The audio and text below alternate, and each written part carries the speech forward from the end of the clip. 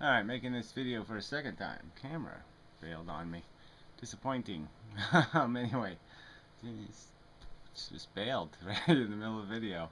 So, second try. Anyway, response to Piro, who's responding to thou art that, and my response. And so the question is whether the human pig, the human race thing, this magical gift of life, blah blah blah blah blah, is something you can put enough lipstick on, or augment in some way to make it truly playable rationally by something that has a brain. Um, Make it a good game, whether it's a good gameable kind of a thing. And the answer from these glibbists, these I'm not going to think too hard on this subject. Of course, is oh sure we can figure it out, and even if it's 1,000,000,000 to 1 odds, it's a lottery worth playing. It's only victims we're creating. Ha ha ha ha ha. Just mush. Anyway, so Piro's angle is going back to Camus and the Sisyphus crap, and like, oh yeah, let's all put on our sponge finger. Sisyphus, you're number one, man. You're the man. Cool, cool. Yeah, push that boulder, baby. Push the boulder. Why? Because there's no other game in town. Because there's no other game in town, let's play this one. Even if it's idiotic. Even if we all look like Tutu Boo Boo, eating our fried spaghetti. Even if it's idiocracy, go ahead, play idiocracy. Because we're just too damn horny to play some idiotic game. Because we're not adult enough to just admit, okay, yes, this, yeah, this is a spider, this is nasty bits, and there's just no point in trying. Come on. It's not going to work. You're just going to end up with Frankenstein horror, and foobar for everybody. Yeah, Frankenstein foobar. It's just no point, and yet you're going to argue there's a point. Why? Because, yeah, you're a silly person. And here's the evidence of it. Yeah, I'll play this part. Fundamental difference. The reason I don't make a conclusion like the anti-natalists make. Well, first of all, it's much more personal to me in the sense that if I can... Philosophy should be personal. Isn't that cute? Sorry, this is not cute. So he's asking the question. They're basically doing this thing. The real question is, should you commit suicide or not? No, that's not the real question. Came to that conclusion, I don't know why I personally would go on. So he's faced with a dire circumstance. He's in some horrible circumstance. He's a slave, let's say. Enslaved by the Martians, and humans are being used for food. And his response is, gee, I don't know if I can stand this. It's rather dismal and horrid. I don't really like it. I'll kill myself. He's not going to say, hey, I'm going to get them motherfucker Martians. I'm going to save that guy over there from being, ground up. Today, anyway. For today. He won't get ground up. I'm going to fight. No, he would just give up and say, no, can't do anything, can't make it any better, can't fix the situation, can't rescue the human race, certainly can't fight for it. It's not worth fighting for victory against the Martians. So he's basically saying, look, if you declare nature a problem, well, there's no point in fighting. It's too big a monster. Give up. Be a pussy. All right. So deny all of human romantic, all the other stoic myths of humanity. All the ones, the Shakespeare's, the plays, the endless tales of superhero adventurism of the human race. All these thousands of years of dramatic storytelling of how I'm not going to take it anymore and I'm going to give it the stick, the shaft to the man. Deny all of that and say these are your options. No, this is not. This is nothing. This is a cop-out. I haven't thought about this subject at all. If there was 500 train wrecks a year in America and you could prevent 2 of them by living, wouldn't it not be worth you living then? I mean, if you could prevent yourself from existing, just one more new individual, one new victim of a disease you had, let's say, you could prevent them from existing. Well, right there you've got a neutral. So if you survive your pain to prevent their pain, you've won in the sense that now you're at neutral. And so everything from that point on will be gravy, will be dessert, will be candy, will be benefit, will be bonus, will be plus. So it's like you haven't even given this idea of utilitarianism as a philosophy, and positive or negative, any thought whatsoever. You just glibited all over the subject. Glib, glib, glib, glib, glib, glib, glib, glib, glib. Cliche, cliche. Nothing. Nothing. No, there's no food value in this mushy, non-thoughtful response. To me, if I decided that life should end, I wouldn't stick around for what I consider a very unrealistic idea. A very unrealistic idea of what? That I can't stop one more birth? I can't stop a single birth from happening? That's your contention? That if I live, I cannot stop somebody else from being born? I don't have to annihilate the whole human race to win here. I don't have to annihilate all living things to win in this war. Okay, yes, it's a lesser win. The victory is that you stopped the Nazis from invading you. Okay, you didn't stop them from, imposing on their own people or doing this or doing that. You didn't stop the whole crime, but you stopped a big piece of the crime. So so again, you've given this no thought. You've given it absolutely no thought. These are not your choices. Your choices aren't, should I kill myself? Your choice is, will I use myself as productively as possible, or will I not? Will I selfishly and subjectively do what's in my personal best interest, or will I do what's in the interest of the sentience I'm supposed to care about? I'm convincing all life to end. A lot of the life that would have to end is beyond convincing. You can't convince the animals of the forest. Oh yeah, well duh, but we can manage them quite obviously. Quite obviously, some of them we've almost annihilated from their existence on this planet. Well, thousands, hundreds of thousands of species we've annihilated inadvertently. Some overtly, aggressively. We took care of smallpox. We've taken care of a lot of nasties out there that we didn't like. So obviously I think we're just as capable of euthanizing or pulling the plug on or doing all this other stuff. If we can aggressively murder Hitler, I'm sure we can, gracefully pull the plug on, Kevorkian or, or Roosevelt, or, find a nice guy somewhere and give them the benefit of a graceful end.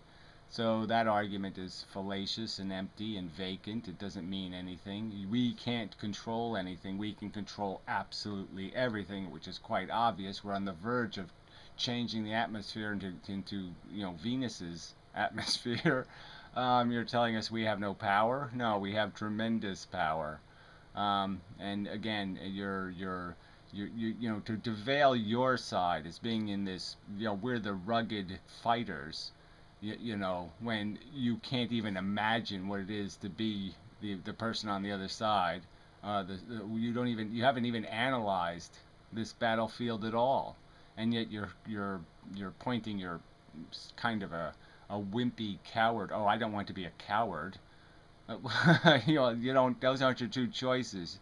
Your surrender is no, no, no, no. There's no surrender.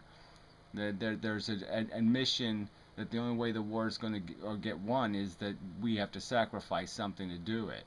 Yeah. Oh, gee. So anyway, I won't go in. The rest of the video is absolutely mush, drivel. So there is one part where he talks about speciation, and Matt was talking about this, like somehow we're evolving. This whole evolution thing is just such a preposterous argument to be making. We're obviously not evolving by natural or special selection. There's neither one is being practiced by the human race. So selection has been completely broken in that there is nothing selecting now. Not nature, not our intelligence. So we're not guiding our pedigree in any direction deliberately, and nature's not selecting. So we're becoming some other kind of chaotic selection process. So we're not going to evolve in not likely to get anything positive out of that kind of bent and distorted and perverted selection process. But even if we could evolve into what? We now possess what can only there's no rational argument you can make that there's some other tool of greater power than our intellect is right now.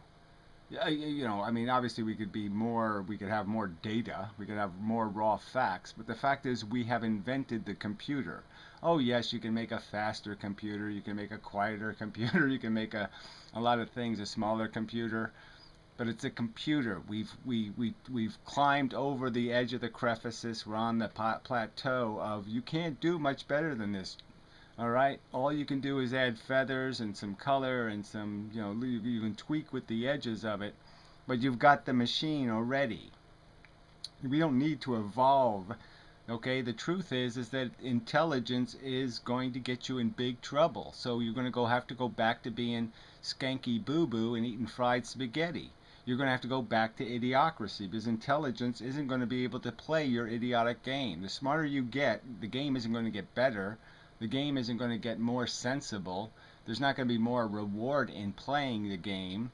It's going to be exactly the opposite. So if you evolve into a greater intelligence, you're going to fail. And so you're just arguing for idiocracy. You're just arguing, let's go back to being fucking, swatting flies, monkeys. And call that a win. And I call that a preposterous failure in terms of an evolution. That's a devolution. And it's an insult to we finally got the power faculty. There's no better faculty. Intelligence. You really can't come up with something that we could create that could be more magnificent than that. I mean, obviously the sentient experience is shared by lots of mammalian creatures. It's not special to us, and that's an incredibly, it's an important tool, but that's the tool that brings all this tragedy, and that's the downside of it is it's a need mechanism. First you have to create the hunger before you can satisfy the hunger, and so that, when you understand it in some sort of Freudian way, is a reverse psychology being played on us. It's an insidious need and want game where we are deluded, into thinking we're winning. It's the retard, arguing on the internet, thinking he's winning. It's whatever example you want to use of the failure who thinks, they're not failing.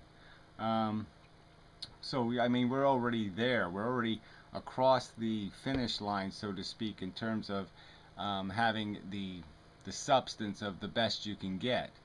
And even with the best you can get, there's nothing but downside to having it, because it's the universe itself is made out of a substance. There's no way intelligence could ever warm up to it.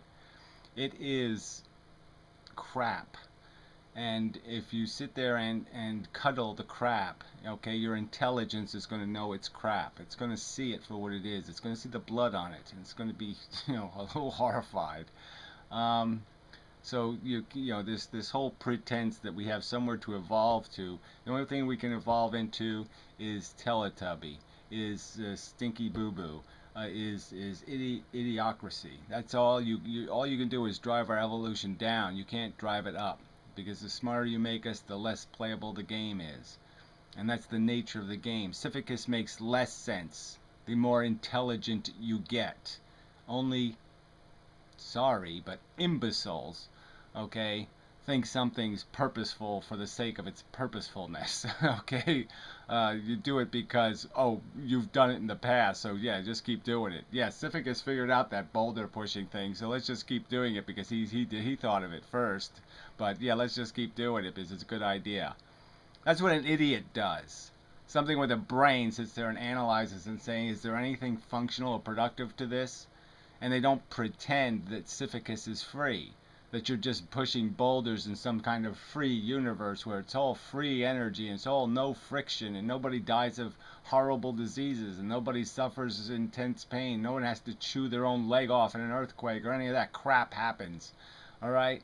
Yeah, you don't pretend that Sisyphus is free when you're intelligent. And that's all you people are doing. You're just using it as a psychic game to play some sort of let's all be courageous and fight for the 1 in a million chance that we can put enough lipstick on this pig to have a romantic encounter that's worth the trouble, when there's no chance. You're just pretending. And you're pretending with vague, idiotic notions that somehow if we get dumb enough, the stupid game is going to seem smart. And that's our strategy. Oh, come on. Be fair. So first, be fair to utilitarian thought, which you have given no thought to. And second, be fair to this notion that you have some faculties of human functionality that aren't going to be detrimental to intelligence, not assets to intelligence, to get human beings to bliss. Look, it's not a fake statement, all right, that there's a connection between bliss and ignorance. That connection was observed by human beings, just like E equals MC squared. This connection between bliss and ignorance exists. Those are facts of the reality. And deal with those facts and quit pretending they don't exist. When I played your video, it didn't really bother me that much, but now that I think about it, yeah, it's just more glib crap. So thank you very much for nothing, for insulting my intelligence. Like I can't figure out something better to do than kill myself in response to a problem. That I can't think of any solution whatsoever that could make the situation at all better. Ugh, God. It's pathetic. Especially this far into the conversation, to sit there and have to explain to somebody why a utilitarian doesn't see suicide as a good battle strategy. Somehow you win the war by let's all shoot ourselves like the crack Suicide Squad in the Life of Brian, and we'll save the day that way. Well, maybe we did it as an organized effort to extort the human race. There might be some hope of that. I mean, if a few 100,000 of us got together and said we're all going to kill ourselves if you don't fucking fly right, that might make sense. But otherwise, this idea that you can do nothing to correct for the future, you'll do nothing to enhance the future, is crap. Yes, you can convince one person. You can prevent one birth. You can do it. Yeah, you can. Anyway, till next time.